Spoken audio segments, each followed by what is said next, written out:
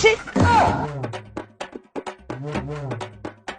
පිස්සුද මිනිස්සු මං වගේ වැදගත් මිනිස්සෙක් පාර යනකොට මොකද ඔය නිදන් ඉන්නේ නිදි නෑ ගෑනි. තමුසේම හැප්පුවන. What a waste of time. ඇත්තටම තමුසේ කවුද? මං නිලියක් ටීවී එකේ ඉන්නවද? නෑ මම මොඩල් කෙනෙක් අර ස්ටේජ් එකක් දිගේ එට මෙට ඇවිදන් යනවද? නෑ නෑ මම සෙලිබ්‍රිටි කෙනෙක් නටන හරි සින්දු කියන හරි මොකක් හරි හැකියාවක් ඉන්න ප්‍රසිද්ධ කෙනෙක්ද? නෑ නෑනේ මං ට්‍රෙන්ඩින් යන මියුසික් වලට තෝල් මතුරලා TikTok දානවා සිප්පි කැල්ලද? ඵලයන්. යවන් එන්න එපා මං ලයිව් එකක් දානවා මං ඉන්ෆ්ලුවෙන්සර් කෙනෙක් අකලට අංගපසංග ලොකු වෙලා හැකියාවක් නැතුව තොල් මැතුරුවා කියලා ඉන්ෆ්ලුවෙන්සර් සෙලිබ්‍රිටිවත් වෙන්නේ නැහැ. හැබැයි ඉතින් ඔයාලට ජීවිතේ නම් නැතින්නේ.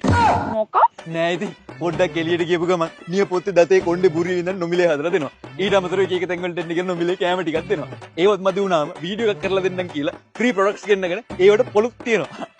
ඒ සේරම මදි වුණාම DM pop ප්‍රොමෝෂන් කියලා දාගන්න.